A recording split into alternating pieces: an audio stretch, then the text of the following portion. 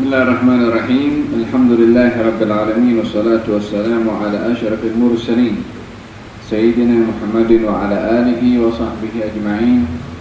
Nawaina at-ta'allum wa at-ta'lim, tadhakkura wa at-tadhkir wa an-naf' wa al-intifa' wa nifada wal-istifada wal hath ala tamassuki bi kitabillah wa sunnati nabiyhi wa dalalati ila al-khair wa ad-du'a ila al-huda ibtigha' mardatillahi wa qurbihi wa thawabihi. Amin, Allahumma amin. Kita sampai kepada hadis yang ke-17 daripada kitab Sahih Al-Bukhari, bab tanda-tanda keimanan mencintai orang Ansar.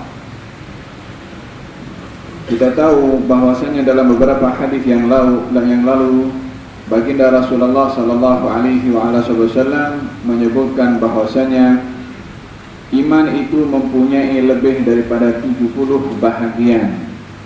Di antara sekian banyaknya iman yang mempunyai cabang yang begitu banyak, yang dikatakan oleh baginda Rasulullah kedudukan tertinggi daripada keimanan itu adalah mengucap kalimat la ilaha illallah dengan sebenarnya, dan yang paling rendah daripada keimanan itu adalah imatatul adza 'anil thariq, mengetepikan benda berbahaya di jalan yang menjadi laluan manusia. Itu bahagian daripada al-iman. Di antara bahagian daripada iman yang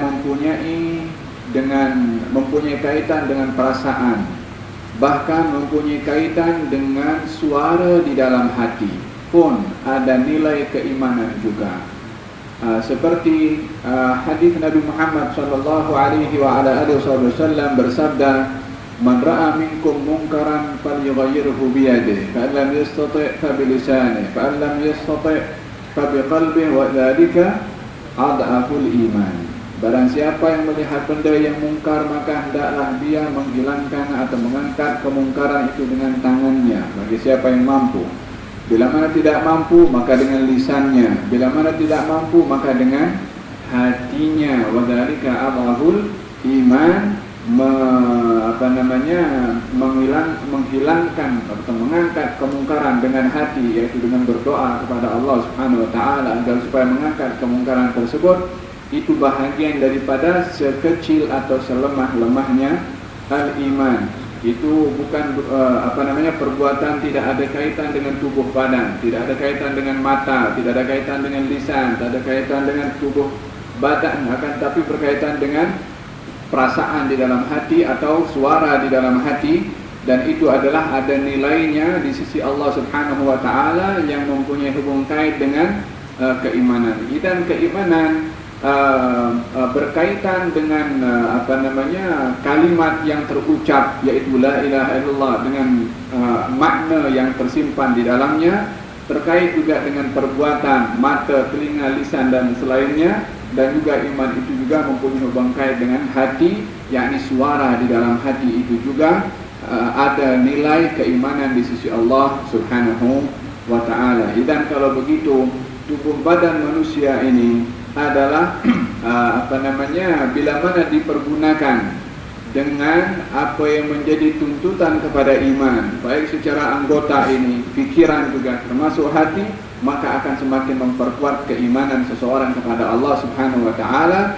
Maka raihlah, capailah keimanan itu melalui lisan kita, melalui mata kita, melalui tangan kita, melalui kaki kita, termasuk juga melalui perasaan dan suara di dalam hati kita. Peluang untuk memperkuat keimanan kepada Allah Subhanahu wa taala. Di antara perkara yang mempunyai hubung kait dengan kemantapan iman atau tanda keimanan adalah yang berkaitan dengan perasaan juga, yaitu perasaan cinta atau perasaan kasih sayang.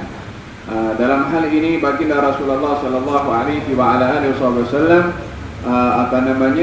memberikan beberapa contoh tentang keimanan seseorang itu melalui cinta, yakni melalui kasih sayang. Seseorang dengan adanya kasih sayang boleh mendapatkan kesempurnaan iman, boleh mendapatkan kekuatan iman melalui kasih sayang. Dan ini adalah perbuatan hati seseorang. Dalam hadis yang sebelumnya kita bahas, tidak sempurna iman kamu sehingga mengasihi saudaranya seperti mengasihi kepada dirinya sendiri. Ini kasih sayang berkaitan dengan masalah bahasa cinta, memperkuat keimanan, yaitu mengasihi kepada saudara kita. Yang kedua, bahasa cinta yang memperkuat kepada keimanan itu adalah mencintai Rasulullah lebih daripada diri kita sendiri, memperkuat bahagian daripada keimanan juga kepada Allah Subhanahu wa ta'ala. Bahasa cinta juga yang memperkuat keimanan adalah mengasihi kepada orang yang dikasihi oleh Allah Subhanahu wa ta'ala, yaitu golongan Al-Ansar atau golongan para sahabat Nabi, Muhajirin dan juga Al-Ansar, dan juga ahli keluarga Nabi Muhammad sallallahu alaihi wa ala alihi wa sahbihi wasallam. Oleh karena demikian, baginda Rasulullah sallallahu alaihi wasallam meminta kepada Allah dalam bentuk doa, meminta cinta. Meminta cinta, tapi cintanya adalah kepada Allah Subhanahu wa ta'ala. Allahumma inna nas'aluka hubba wa hubba man yuhibbuk warzuqna amalan yuqarribuna ila hubbika. Ya Allah, aku mohon kepada Engkau kecintaan darimu, dan cinta orang yang Engkau cintai, dan juga dekatkan aku kepada amalan yang mendekatkan aku kepada kecintaan kepada Engkau. Dalam doanya yang lain beliau berdoa kepada Allah meminta cinta juga kepada golongan-golongan tertentu. Allahumma inna nas'aluka failal khairat tarkal munkarat wa hubbal masakin. Ya Allah, aku mohon kepada Engkau hidayah untuk berbuat baik, hidayah untuk meninggalkan mungkar, dan berikan kepada aku cinta kepada orang-orang miskin. Minta cinta kepada orang-orang miskin. Maka dengan demikian, kalau cinta itu tidak mempunyai apa-apa nilai, hanya sekedar cinta tabi'i sahaja, maka tidak diminta oleh Nabi Muhammad. Akan tetapi beliau meminta kepada Allah Subhanahu wa ta'ala. Ini adalah cinta ikhtiari, cinta yang perlu kita berusaha, berbeza dengan cinta tabi'i yang saya sudah bahaskan dalam kelas yang lalu, yaitu kecintaan secara naluri, cinta kepada pasangan kita, cinta kepada harta kita, cinta kepada jawatan kita. Itu cinta tabi'i, yakni cinta naluri, sifat semula jadi. Akan tetapi cinta yang memerlukan usaha adalah mencintai kepada saudara kita, walaupun kita tak kenal, walaupun tak ada kaitan hubungan kerabat dengan kita. Kita kena paksa, kena belajar macam mana kita berusaha untuk mencintai saudara kita. Macam mana kita dipaksa atau berusaha untuk melakukan ibadah-ibadah fizikal, maka kita dengan beribadah cinta itu pun juga kena dipaksa juga. Apakah sebab-sebab yang boleh kita boleh mencintai kepada saudara kita? Macam mana kita mencintai kepada diri sendiri? Macam mana kita paksa diri kita untuk bangun malam, untuk bersedekah, kita paksa diri kita. Macam itu juga dalam cinta atau ibadah cinta itu sendiri, karena dipaksa diri kita, barulah kita akan mendapat fadilah yang sebenar daripada rahasia amal ibadah cinta itu.